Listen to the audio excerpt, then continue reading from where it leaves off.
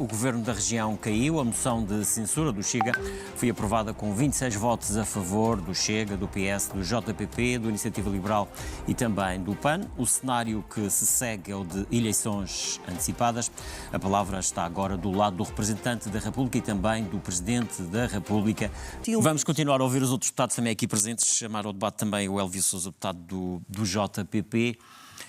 Esta questão vai servir mesmo para clarificar o cenário político na Madeira, estas eleições regionais?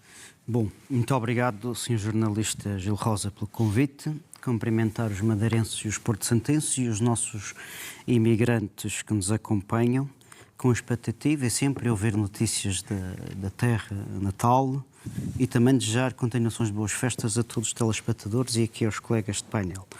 Bom, se a moção de censura, em primeiro lugar, importa dizer que é um instrumento da democracia, do parlamentarismo. Portanto, não vai, como o povo costuma dizer, não vai haver mortos, graças a Deus. Portanto, ainda ontem a Alemanha tivemos uma moção de censura, a França teve uma moção de censura. Foi de confiança, não é? Sim, mas acaba por ser uma moção. É porque as moções de censura na Alemanha são diferentes das Sim, mas quase que o objeto é Claro, aquele sim, objetivo que eu gostava de dizer, que é do governo, e dizer que a imprensa viu isso como uma ferramenta democrática, portanto, não é nada do outro mundo. É claro que os cidadãos serem chamados a eleições semestralmente não é o ambiente desejável. Mas o que é que nós estamos aqui a conjugar em cima da mesa? Nós estamos, essencialmente, nem falo só de Miguel Albuquerque, porque nós não votamos a moção por uma moção individualizada. Claro que ele é o Presidente do Governo, mas acontece que tudo isto surge porque há um clima de desconfiança generalizada e de suspeição generalizada. Não só pelos casos de alegada corrupção, um deles já foi sufragado, mas agora recentemente, que inclui 5 dos atuais 8 membros do governo, mas depois que tudo está complementado com uma grande falha na gestão, por exemplo, e tem sido o JPP que também tem alertado por isso, na questão na saúde, nomeadamente do tempo de espera que os cidadãos aguardam para ter direito àquilo que é constitucionalmente consagrado, que é ser atendido num tempo útil. E depois de toda a anátoma que está relacionada com esta questão da falta de transparência deste governo e do significativo pendor de despesismo. E este orçamento, que agora veio a ser discutido, mostra essencialmente isso. Não deixou de ser um panfleto de propaganda, porque, de forma infeliz, esta moção já deveria ter sido votada no dia 18 de dezembro. E escusava estarmos a receber um orçamento que não deixava de ser um panfleto partidário, peço desculpa pelas coisas boas que ele lá encarna, e não votei pelo adiamento. É melhor rever as atas que eu não votei pelo adiamento. Nós abstivemos para consultar as dúvidas que tinha. E depois quem votou pelo adiamento foi o PSD e o CDS, e o PS absteve-se. Nós votamos contra estes adiamentos, porque sabíamos que íamos bater nesta situação. E agora, mas o JPP teve a oportunidade de, se quisesse, alterar o orçamento.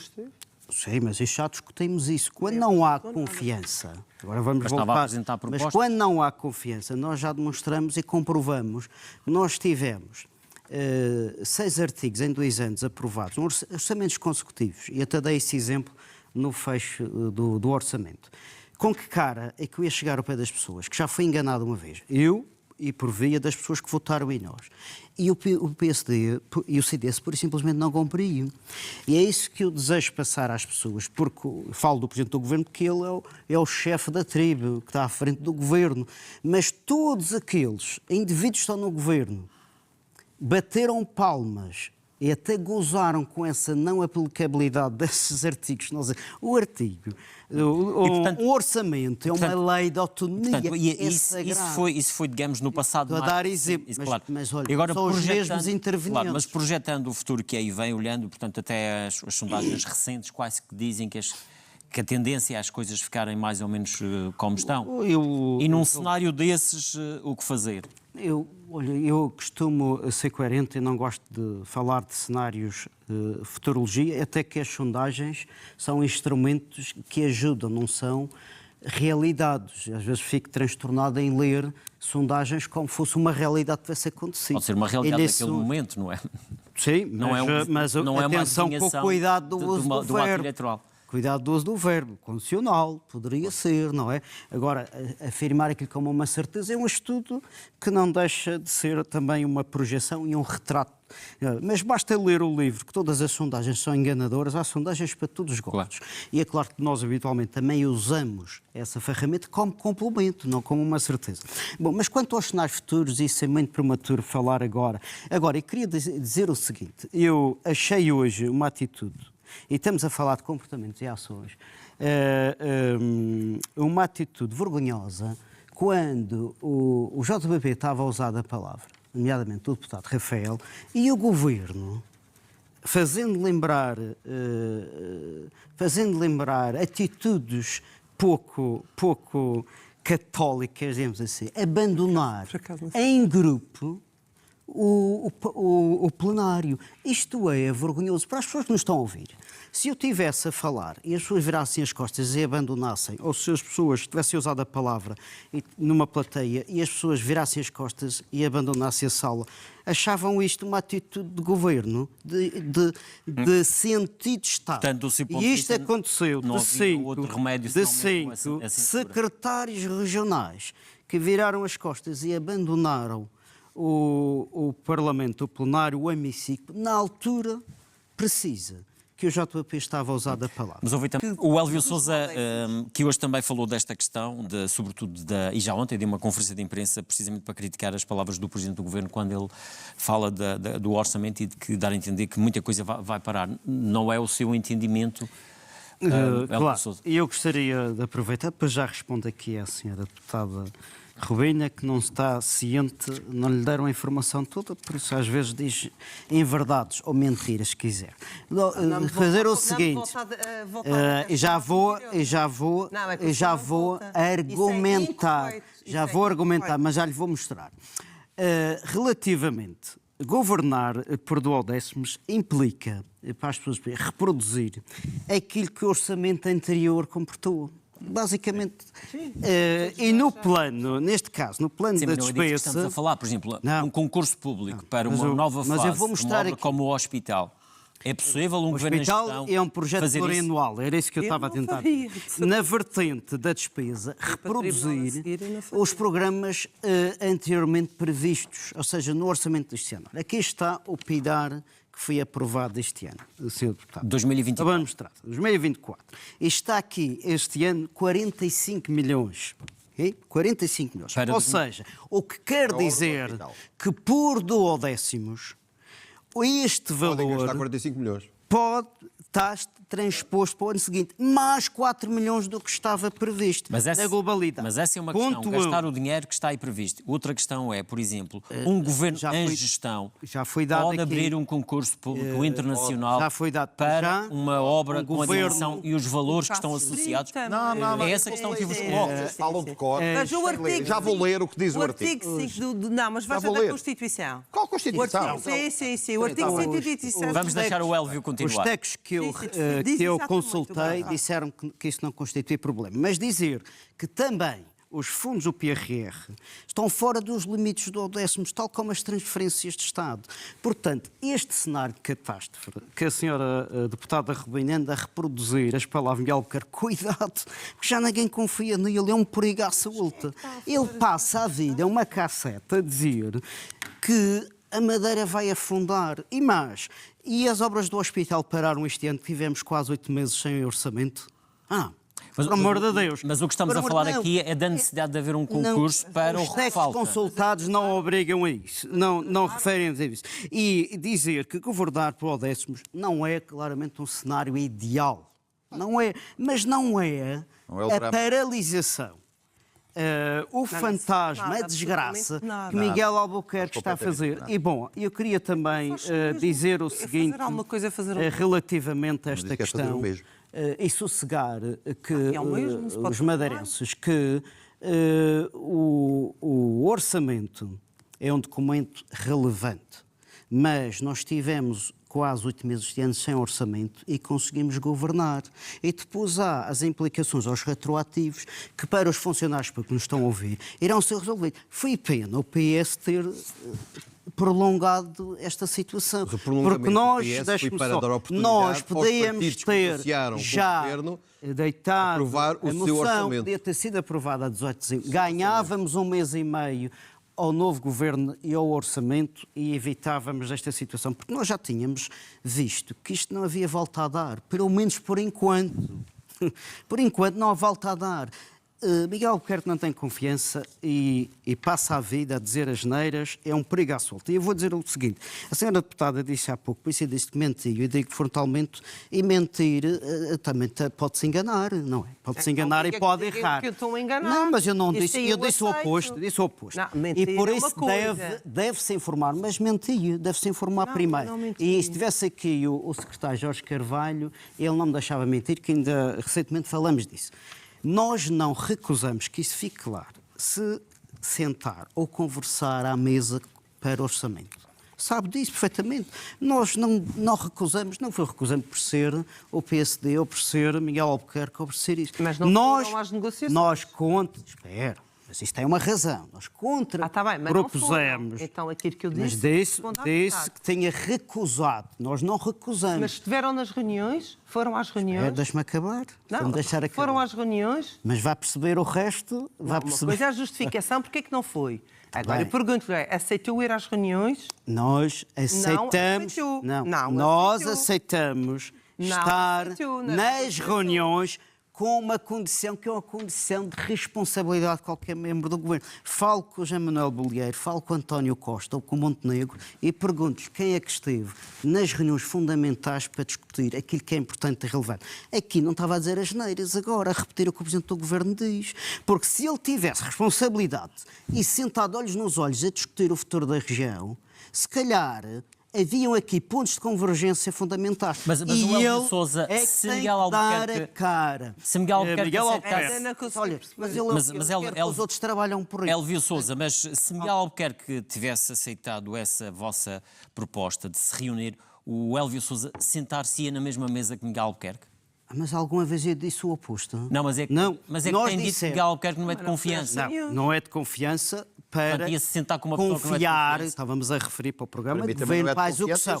Mas atenção, é incoerente da nossa parte, como projeto também de programa e de governo, estar a recusar sentar-se com uma pessoa, nunca. Ainda hoje, eu ainda ontem convidei Miguel Albuquerque e disse, olha, vamos esclarecer, fazer um debate, porque não, olha, aqui, um debate para discutir estas questões de orçamento, para ele ser confrontado com realidades e não de dizer asneiras e dizer que a Madeira vai paralisar, é meter medo que vai acabar.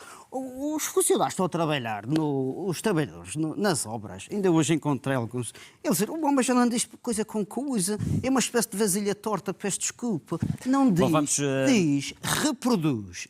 E isso é uma forma inconsequente. Portanto, quando digo que é um perigo à solta, é que ele não pode dizer tudo o que vai à cabeça de forma irresponsável. Nuno Mota, a melhor solução é cada partido ir sozinho, pelo menos no caso do JPP, ou deve haver aqui já alguma espécie de entendimento pré-eleitoral? Não, nós nisso temos sido muito diretos e sinceros, eu acho que é dizer a verdade. Nós tivemos um entendimento, fizemos um manifesto, então não foi uma coligação. As eleições, e aqui que o Paulo está presente, sabe que só falamos precisamente na segunda-feira, que isso fique muito claro. E foi uma declaração de princípio. E foi um manifesto de entendimento transparente, colocamos nos atos nesse dia. Não resultou. Eu não casei com ele, ele não casou comigo, graças a Deus. Foi cada um a sua vida. Mas atenção, mas há algum problema em tentar uma alternativa. Não. Claro que se tivéssemos tempo, tinha todo o gosto, nesse exato dia, que andávamos aqui a tentar. O representante da República, acho que tem culpas no cartório, como costuma dizer, porque acelerou. Não esperou pelos resultados. Ele não faça o mesmo agora. Ele tenha mais calma. Mas o representante da República é que tem culpa de ter falhado o entendimento entre o JPP e o PS. Porque ele acelerou o carro, não sei, ali do Palácio, para lá ir já na terça-feira e nem esperou pela homologação dos resultados. Qual era a pressa? Nem deu tempo de falar com o Nuno, não deu tempo de falar com a Monte, não deu tempo de falar com as pessoas, com calma. É claro que nesse dia eu acordei cedo, como é óbvio, mas isso é uma deriva semestral, portanto cada qual tem a sua forma de ser, mas depois nós falamos nesse dia.